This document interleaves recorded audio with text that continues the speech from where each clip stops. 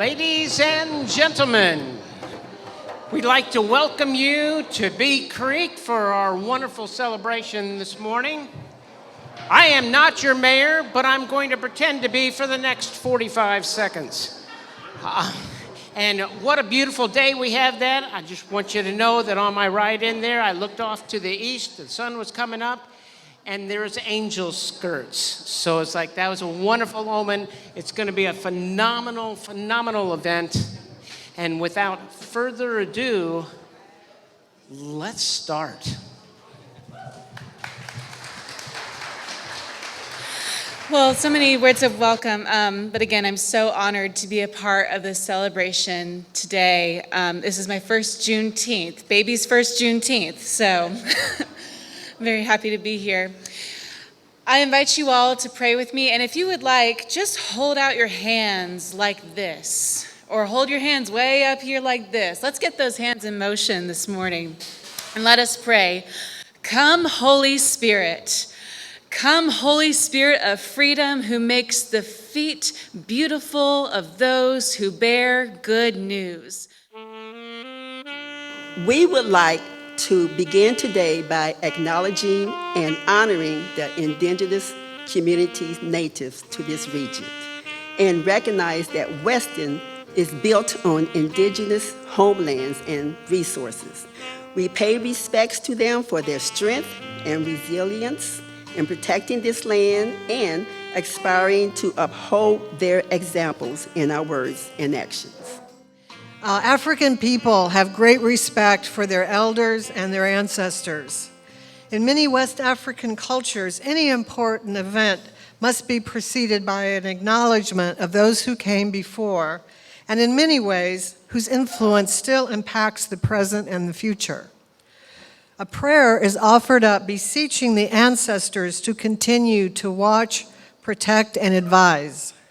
An offering of the spirit, such as rum, gin, or palm wine, must be poured upon the earth to entice the ancestors and show respect. Ago! Amen! Ago! Amen! Nke ago! Amen! Try, omanyaba. Yo! Try, omanyaba. Yo! Try, omanyaba. Yo! Menashime. Manashiho! Nima ho. Nama ho. Hey, atakpakpa. Okpeleje. Bokenklen. Bata wadane na ohawo. Inofia no wa ba fe ya bie. Eyi omanye. Hey! Wanime. Kawaname. Hey! Wanini kanswai. Kawanana kanswai. Mene wanchanya fem. Wachenya ye efonku. She wanta no waka nyake. Tole. Nye tole kanye dengme. Fen efe flu. Sankofa, a principle derived from the Akan tribe of Ghana. The Akans are part of the Asante people. They believe, as we all move forward, the knowledge of the past must not be forgotten. Sankofa literally means sand, return back, ko, go, fa, fetch. Altogether, go fetch it. For the African diaspora, this symbol resonates on many levels, as we're exploring here today. The truth changes color depending on the light. And tomorrow can be clearer than yesterday. Memory, Is a selection of images, some elusive, others printed indelibly on the brain. Each image is like a thread. Each thread woven together, to make a tapestry of intricate, texture and the tapestry tells a story. And the story is our past.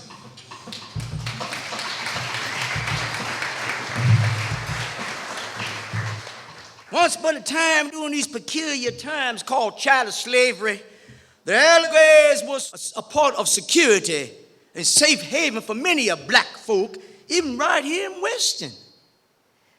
Many black people weren't allowed to openly walk down the main or central street, especially in broad daylight. It was part of the slave code laws, and even after the Civil War, during the early days of the emancipation, Jim Crow regulations could forbid a black person from being seen after sundown on a main street or artery.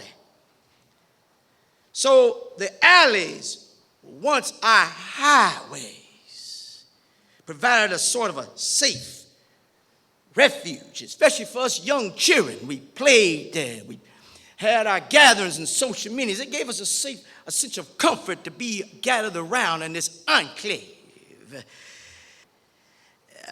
The alleyways were like the ones I recall in Weston here, like the Thomas Street alley, 12 feet wide. That's just what it was. From the Thomas to Spring Streets, purchased by one Dinah Robinson. Yeah, on January 5th, 1867, on behalf of the Second Missionary Baptist Church. It was allowed as safe access to Mill Creek for baptisms and social gatherings. This alleyway highway will lead me to the Dinah Robinson courtyard. Yeah. On the Western City Park, and Main and Short Streets. Let me tell you, Dinah and Mariah were the great-great-great-grandmothers of Angela Hagenbach and Joyce Johnson. Give me a hand. Hey. The founders of the Western Black Ancestors Awareness Campaign. Traveling through these alley highways, I've seen a lot of things, including a lot of horrible sights. Like that old slave market down there on 526 Main, and prior to 1865, enslaved folks were sold here outside the building. Building served as Weston's Court of Common Pleas and City Hall. An alleyway highway can lead you to the Second Missionary Baptist Church, 609 Black Hawk, the first black church in Weston, organized in 1865. An alleyway highway was a main artery to the Rents livery stables, 801 Thomas. See, many black people worked there, caring for the horses and wagons, and I recall I was around about 6, 7 years old there, and I worked as a job as a child, and not only I had to feed and water the horses, but also to muck out, clean up out the stalls, and put down fresh bedding and hay there for the horses. And I want to close here because I want to say to you that these alleys not once was our highways, but they still are our highways, except now today, the freedom that these alleys have brought to me and many of the black folk has been expanded out to all the streets and highways and byways of the city and community, making these connections. These alleyway highways are now part of the community artery system in the town of Weston that makes a connection for all the people in the community, any way possible that you can, to freely express our unique individuality and love. That's why, to me, these alleyways that once were our highways are now common highways, are like, to me, highways to heaven. And that's why. And we're walking up the King's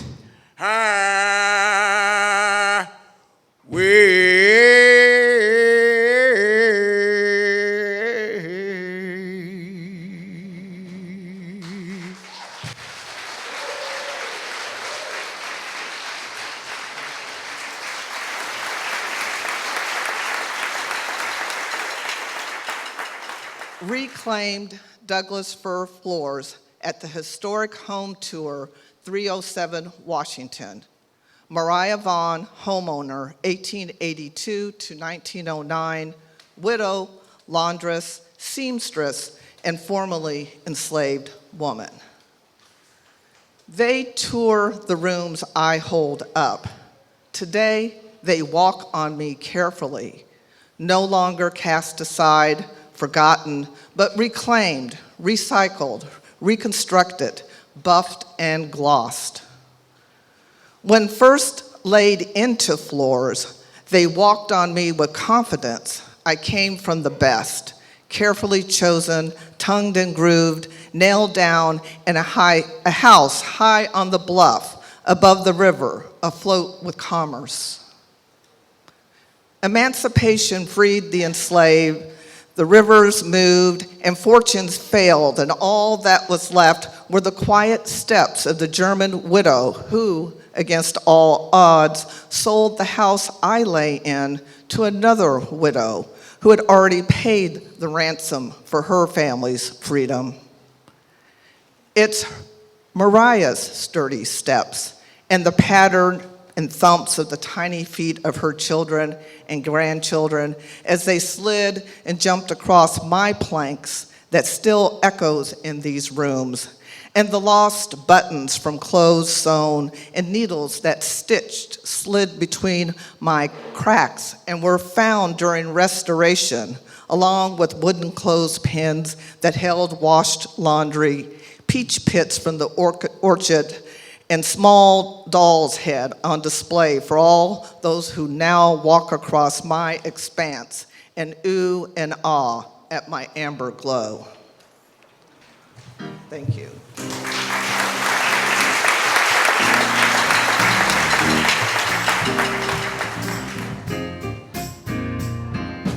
Weston is for you, Weston is for me. History tells us that we have a story that began in hardship. Now we live in unity. Weston belongs to you and me.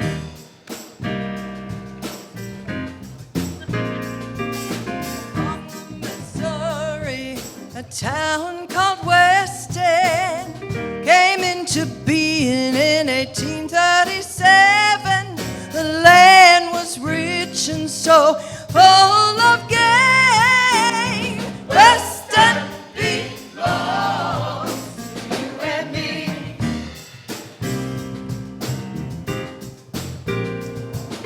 As we were brought here from old Kentucky and the fields of Virginia to green Black County, and our families in the hills of Weston. Weston belongs to you and me.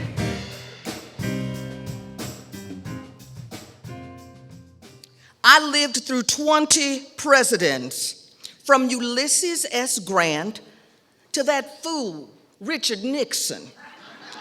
Not to mention my life after emancipation, Reconstruction, Jim Crow segregation, and many, many unnecessary killings.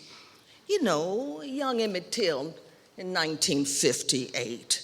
And then there was Medgar Evers in 63. Malcolm X and President Kennedy in 65. And let us not forget Martin Luther the King and that other Kennedy brother, Bobby, in 1968. Well, the whole civil rights movement was under attack. Now, that's a lot of hate. But some of us were able to find our way through the noise and the chaos of the times. Now, to those who are unfamiliar with me, well, just call me Bessie Opal Franklin, one of Weston's busiest and hardest workers laundry ladies in town. Now, my closest relatives and friends, you know, they just called me Bess Opalin.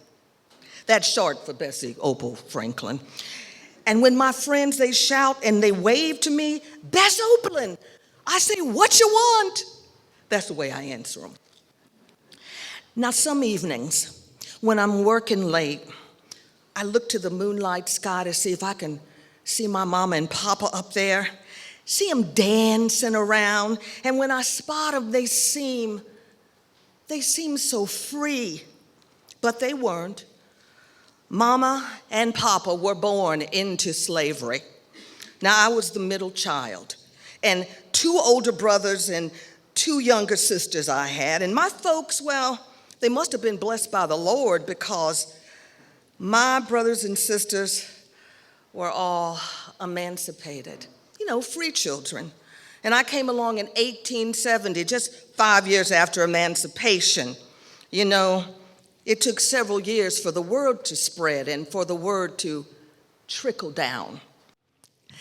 Mama wore a lot of cast-off clothes from the white folks that lived in the big house, and they'd throw away or give a bunch of burlap or muslin rags to my mother to figure out what to do with. Well, she could sew a little.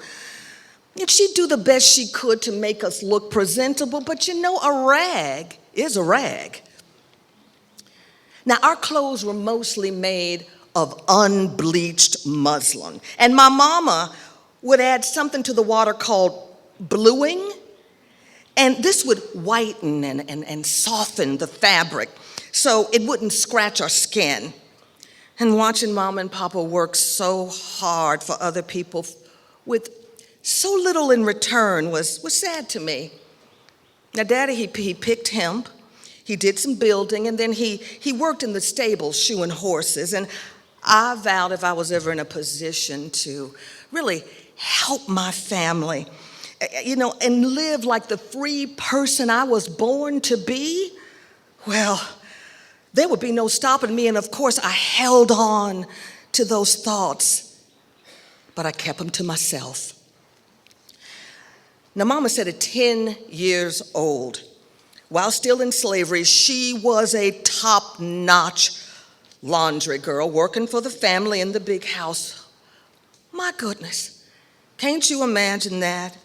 In years after emancipation, Mama would walk swiftly through the alleyways of Weston, picking up laundry and dreaming about the idea of getting regular pay as a laundress. Now, 1881, Mama joined a group of women and children who met in favor of starting a trade union to get fair wages to rid of us of these long hours and these terrible working conditions. Mama was determined to see this union thing through, and her courage gave me courage. But you know what? People still wanted to get their laundry done, and well, we did it. She was not educated on how to run a business, but she was a fine, skilled laborer. The harsh ingredients from the lye soap, it got the best of her and her simple beauty, and her life seemed to be fading away, so Mama decided to hang it up. She stopped going to the union meetings. She folded it all in.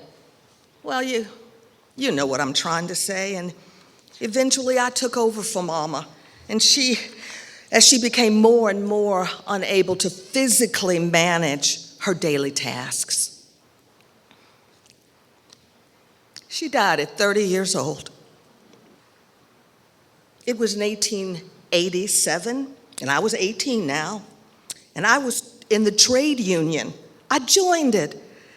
Around that same year, now I read in the papers that Miss Dinah Robinson, who was also a laundress in Weston, had before the war paid handsomely for her own and her family's freedom.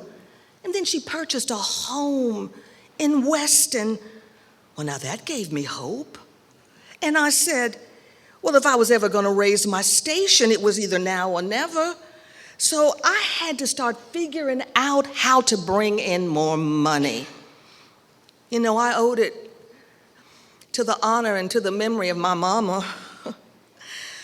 to make a better circumstance for everybody depending on me, my husband, and my family. Now, my first thought was to learn how to make soap. Soap that was easier on the skin because I did not want my skin to end up like the hands and the arms of my mother. So I mixed my own concoction. I used some baking soda, burnt ash, liniment oil, sweet water, rose petals, or lavender, what was ever available, and some other good soap stuff added to the mixture. But now that's our family secret soap recipe, and I'm taking it to the grave. You know we all did. I took my final breath at 99 years old, 1 month shy of my 100th birthday. So I'm going to share what I shared with my family. Because I knew that back in 1970, the country was broken. And it would not be easy for most black folks back then even to get ahead here in Weston or anywhere. And I said to my children and my grands, I said, try to keep hold of the house. Hold it as close to you as you can. Keep a hold of the family laundry business too, for as long as possible. But the most important thing I said is, on my gravestone, will you please say, it doesn't matter how old you are when your dreams come true. It only matters that you keep dreaming until they do. Keep dreaming, Weston. Thank you so much for being here and for listening. Thank you.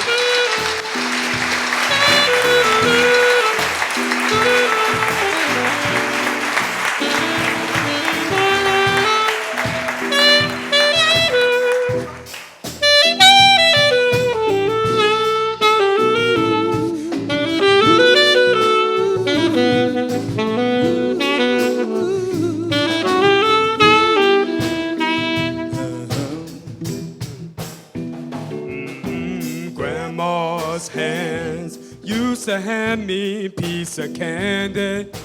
Grandma's hands picked me up each time I fell. Grandma's hands, oh, she really came in handy. She said, Tevin, don't you whip that boy. What you wanna spank him for? He didn't drop no apple core, but I don't have grandma anymore. If I get to heaven, I'll look for grandma's hands.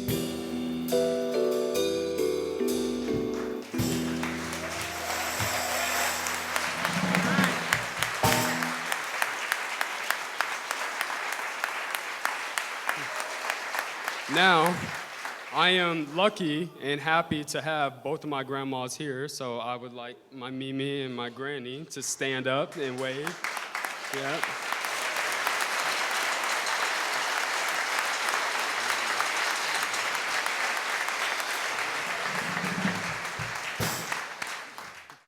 On the 15th of February, 1898, while docked in the Havana harbor, a mysterious explosion sunk the USS Maine. Thus, we have the saying, remember the Maine and the heck with Spain. On the 11th of April, President McKinley went before Congress demanding that Spain immediately withdraw from Cuba. Well, Spain was incensed. How dare an upstart nation like the United States threaten a world power like Spain with expulsion? And on the 25th of April, 1898, the United States declared war against Spain. On the 14th of June, 1898, the newly formed 5th Army Corps set sail for Cuba. Now, the 5th Army Corps was comprised of 5 brigades, each brigade approximately 10,000 soldiers. 4 of the 5 brigades were African American. You had your 9th and 10th Cavalry, your 24th and 25th Infantry, and your 5th Brigade was Teddy Roosevelt's Rough Riders. On the 22nd of June, 1898, the 24th Infantry would be the first of the 5 brigades to set foot on Cuban soil when they landed at Guantanamo Bay, Gitmo, and the war was on. And the war would continue all the way up until the 28th of July, 1898, when the 3 main strategical points of the war, San Juan Hill, which we're all familiar with, Cattle Hill, and the El Cheney garrison would combine forces in defense of the city of Santiago, but yet fall to American troops. A formal surrender wouldn't occur until the 12th of August, 1898, at the Paris Peace Accord. Spain ceded the islands of Guam and Puerto Rico, and for $20 million, sold the Philippines to the United States. It was during the Spanish-American War that I, once again, Sergeant Major Edward L. Baker Jr., became one of 5 African Americans to be awarded the Medal of Honor. On the 27th of October, 1907, after, ironically, 27 years in the military, I retired. I retired at the rank of captain, which at that time may be the highest ranking African American in the modern U.S. Army. On the 31st of August, 1913, I made my transition to the Army's final resting place, Fiddler's Green. And it would be at Fiddler's Green where I would once again be reunited with several of my very good Medal of Honor recipients and friends, including Fritz Lee, who's buried at nearby Leavenworth Cemetery.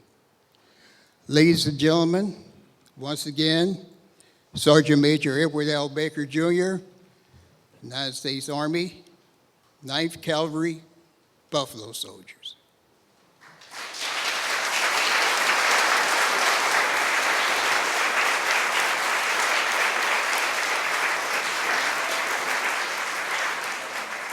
Although kidnapped, imprisoned, deported, and sold into almost inescapable generational bondage, the grace, grit, and ingenuity of those West Africans could never be underestimated. Unable to bring almost anything tangible with them, those ancestors did arrive on these shores with knowledge of their customs, music, religions, medicine, languages, and foodways intact. The mother of red drink is Roselle hibiscus, also known as sorrel. The red flowers are the source of the rich crimson color, as well as the tart, citrus-like flavor. The plant is full of vitamin C and antioxidants, and is considered helpful for the immune system. It's also a natural diuretic, which may help control high blood pressure. And remember, the bathrooms are right over there, in case it kicks in, right? As well as a host of other possible benefits. So enjoy and savor the flavor of an important symbol of survival, resilience, ingenuity, and the very embodiment of Sankofa.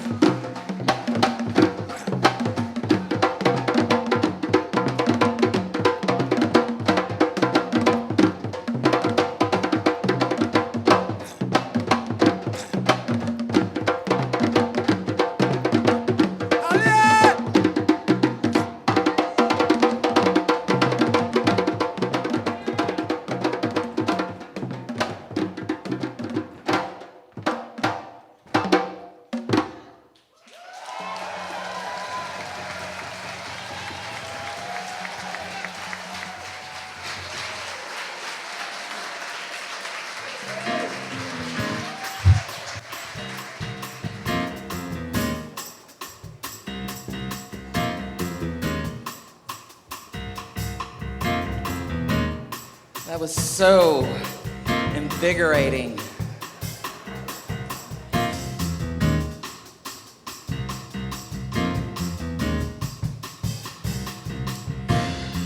I was born in a briar patch behind an old woodshed. I clutched a Klansman by the throat until he fell over dead. I marched the streets of Birmingham when I was just a few years old and got thirsty, and I took a drink from a spring fire hose. They sicked the attack dogs on me, and they barked for a stretch until I quickly stared them down and told those mutts to go fetch.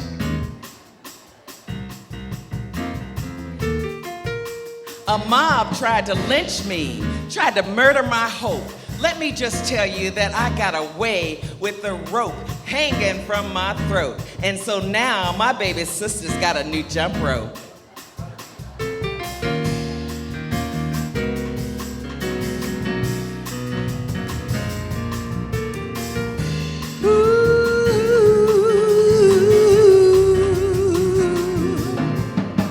They burned a cross on my lawn, trying to give me the blues. So I just pulled out some wings and some ribs, and I had a barbecue.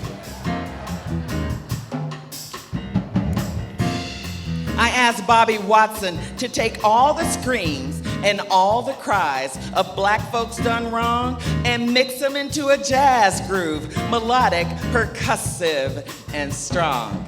And so that's just what he did. And so now, this is my song.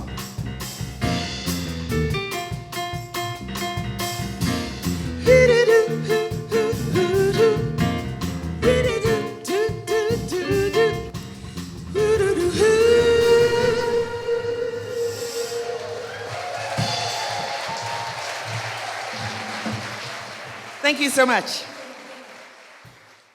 My grandfather, great-grandfather, his name was Ulysses Grant Kelly, K-E-L-L-E-Y.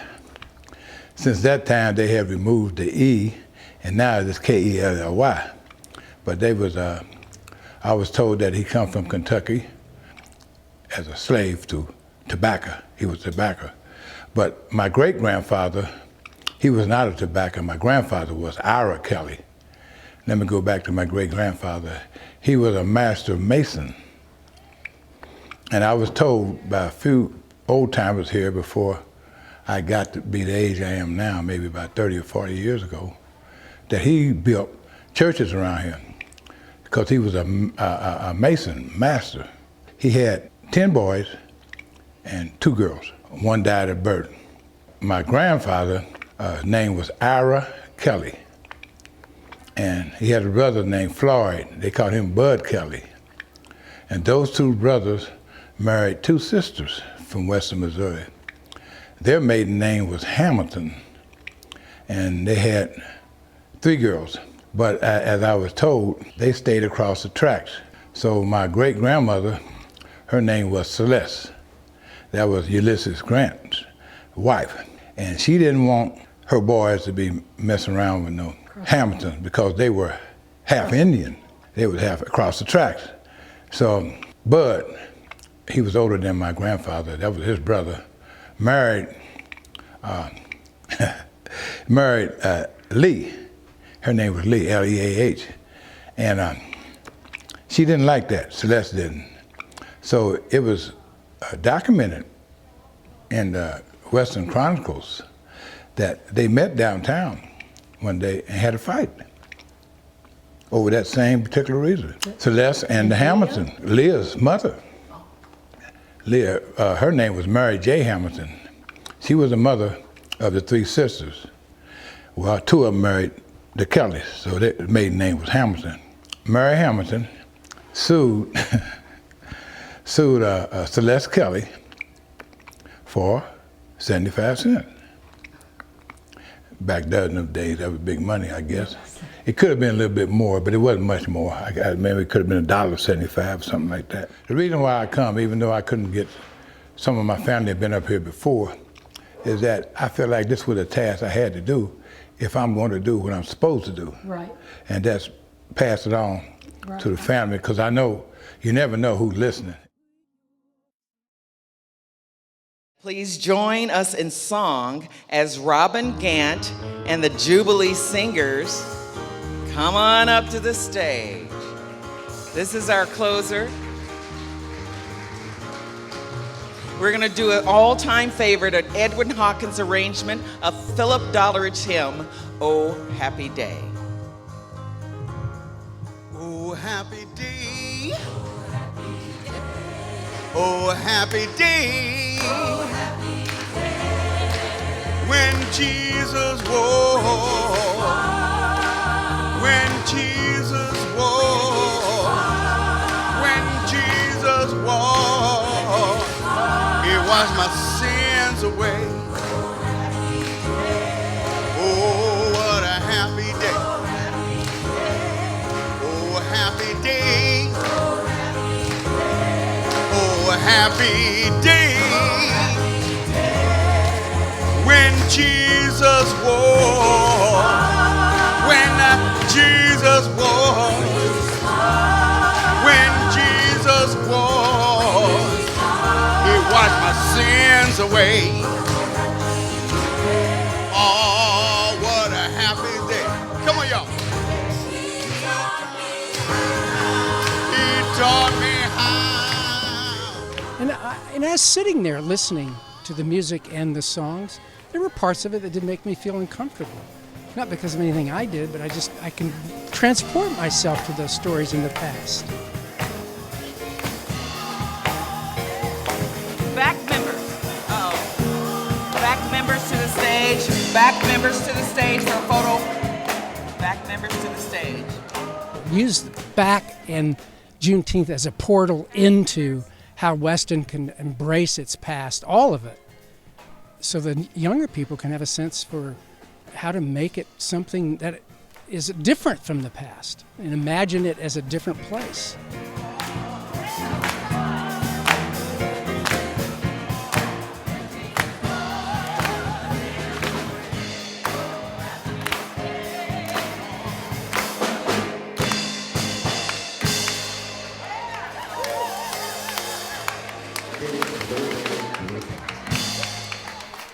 There's so much fun music and dancing and all this history and a ton of different cool things like cultural things and just Weston.